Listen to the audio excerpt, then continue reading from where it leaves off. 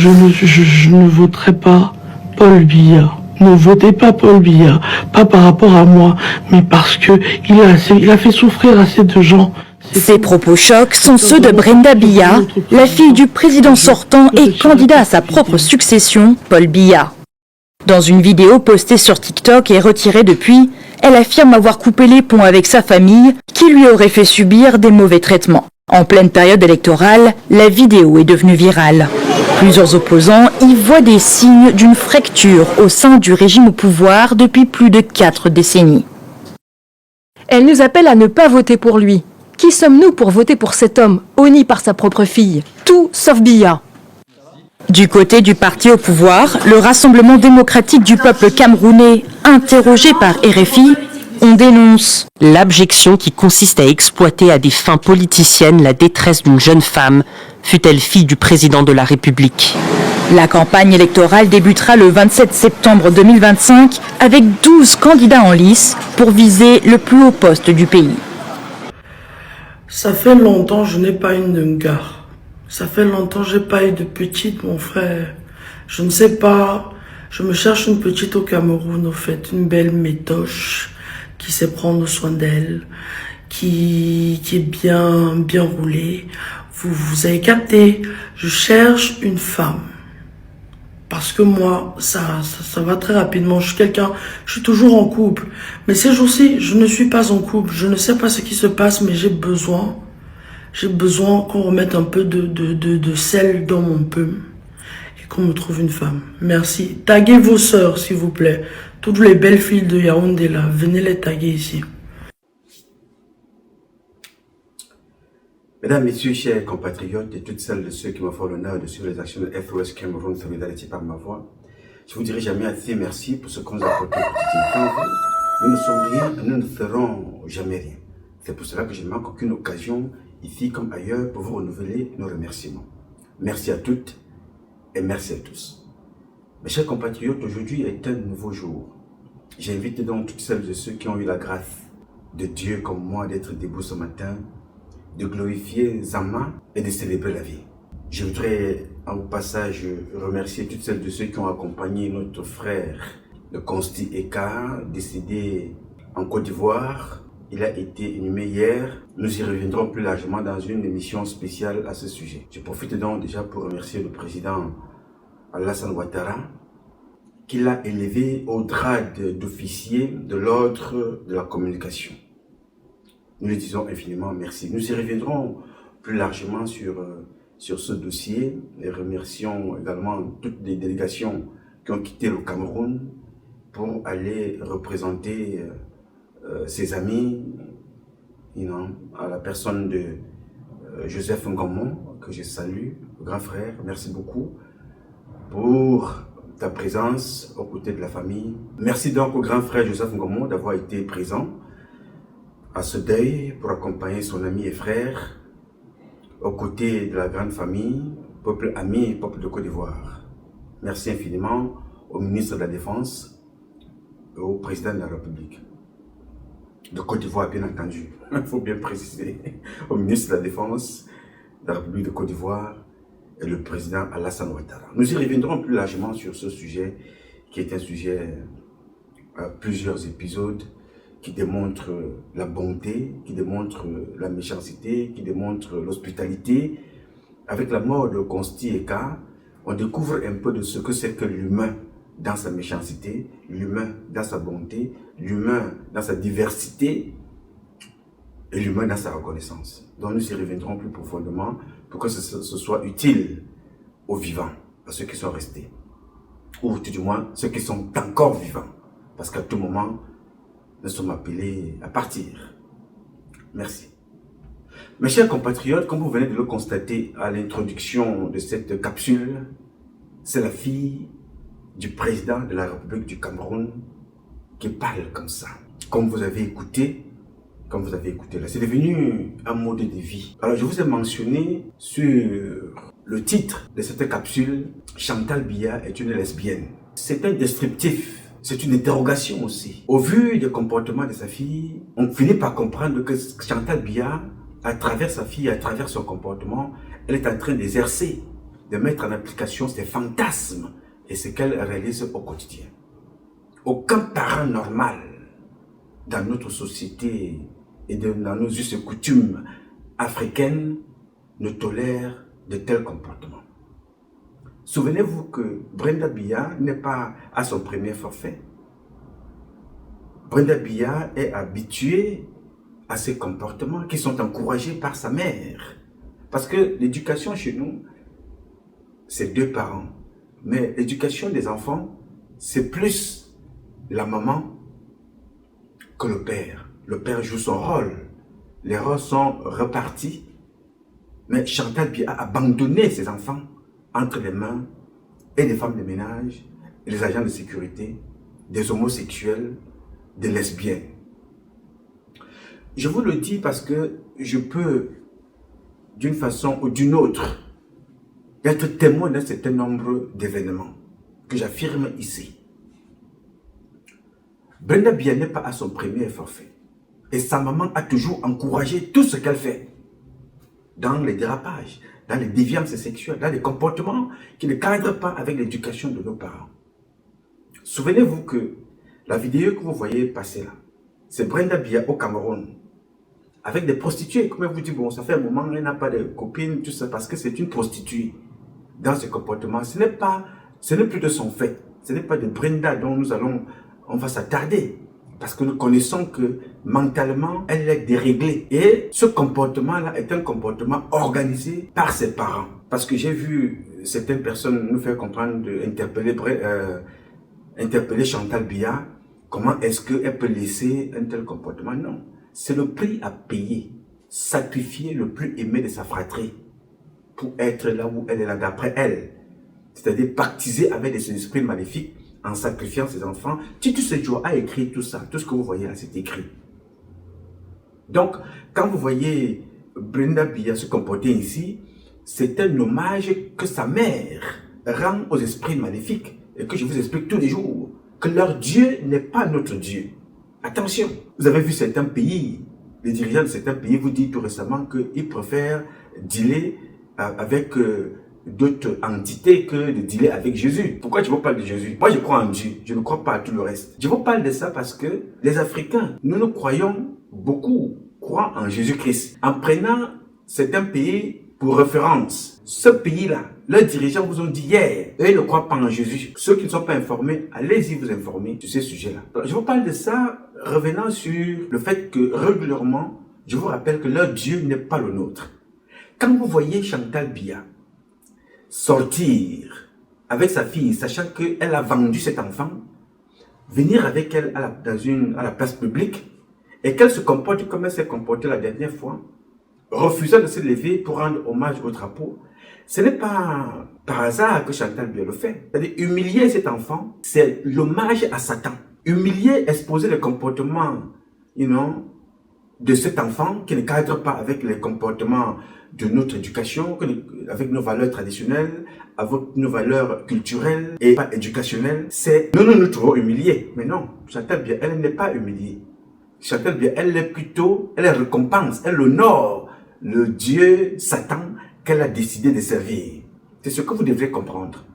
Parce que aucun parent au Cameroun, je suis convaincu en Afrique, ne peut tolérer de tels comportements qui sont devenus des comportements à encourager. Là, c'est Brenda Biya avec une pute qu'elle a ramenée du côté du Brésil. Ils sont allés au Cameroun. Ils ont pris l'avion payé par le contribuable camerounais. Ils sont allés là-bas. Elle a présenté cette fille-là à sa mère puisque sa maman regarde, elle est dans les réseaux sociaux.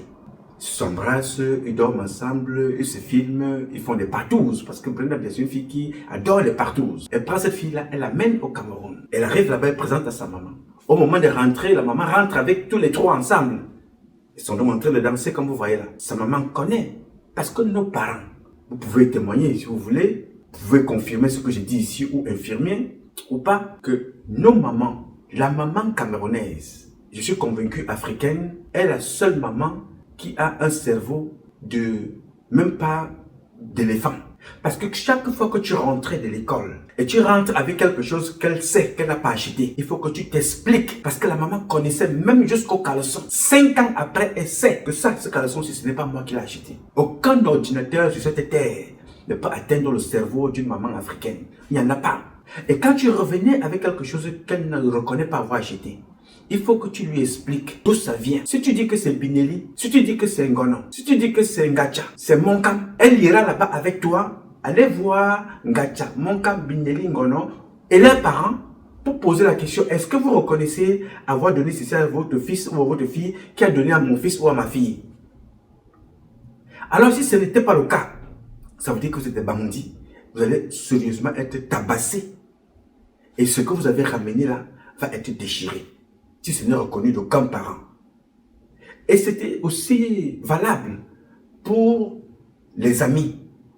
Quand ta maman te voyait marcher avec une fille qui s'habillait mal, elle te dit, je ne veux plus te voir marcher avec telle personne. Parce que cette personne-là n'a pas de bons comportements. Je ne veux plus te voir marcher avec tel garçon. Je ne veux plus te voir marcher avec telle fille. Elle n'a pas de bons comportements. Par contre, je veux que tu t'inspires des enfants de Fouda.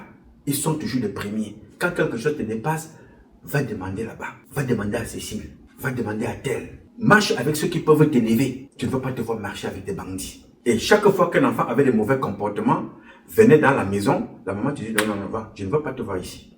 Si tu veux être ici, il faut que tu te comportes normalement. Je ne veux pas te voir marcher avec mes enfants.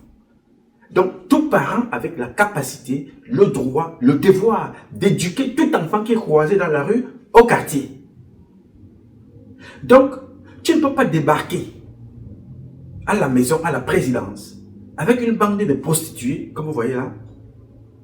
Elle vient, cette femme que vous voyez là, Brenda, elle est là, elle est avec sa cour, des filles avec lesquelles elle pratique l'homosexualité, qui est condamnée par son père au Cameroun. Elle vient au Cameroun avec elle, ils sont escortés par l'armée camerounaise, par la police camerounaise, par la gendarmerie camerounaise. Ils sont pris en charge par le contribuable camerounais. Personne ne dit mot. Ils vont au palais, ils sont logés dans des hôtels, c'est payé par le cabinet civil, elle les amène à la présidence, ils mangent avec sa maman, ils sont avec elle. Alors si Chantal Biya n'est pas lesbienne elle-même, ça veut dire qu'elle est quoi? Quelle maman peut autoriser et apprécier les comportements comme ça? Et Chantal Biya n'occupe pas n'importe quel rang. Chantal Biya est la première dame.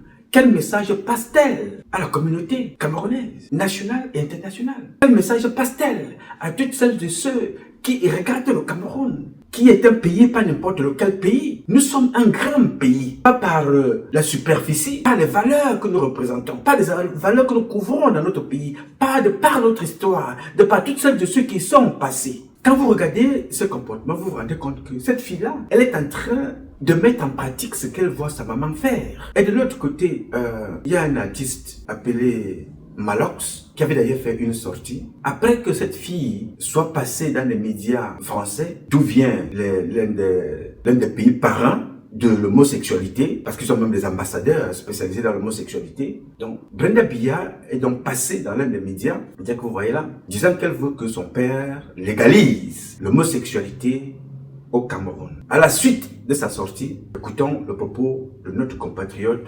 Malox. Nous avions grands-parents dit non, nous on va dire non. Tu es qui pour dire oui? Tu es qui pour nous obliger à dire oui? Jusqu'à présent, elle ne vient pas s'asseoir. Elle dit qu'elle espère que son geste va permettre que... On attendait que tu fasses le geste quand il y avait des sinistrés.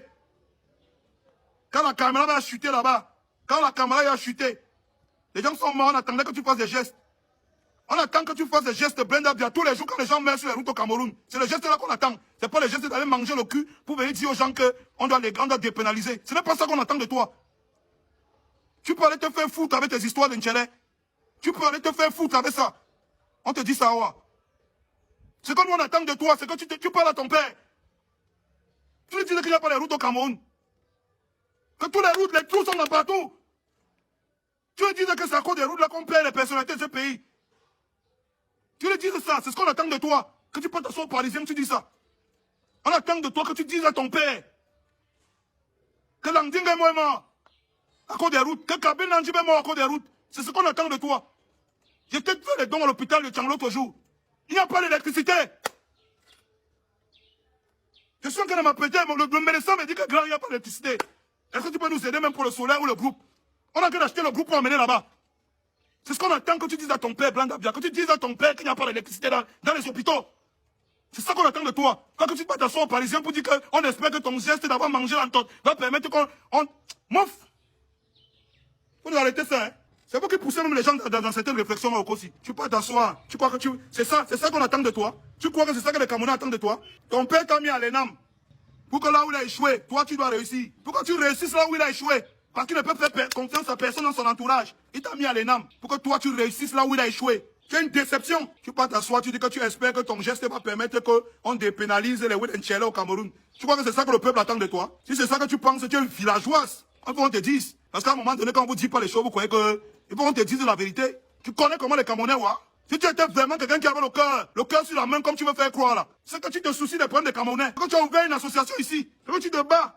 Bien, là c'est un artiste, un Camerounais qui parle et qui rappelle les fondamentaux. On aurait bien aimé. Mais ce que cet artiste rappelle là, ce n'est pas dans l'ordre de Satan. Parce que Satan ne veut pas l'évolution. Satan est là pour vous regresser. Satan est là pour répondre, pour que certaines personnes comme Brenda Biya et sa maman, ils répondent à ses aspirations.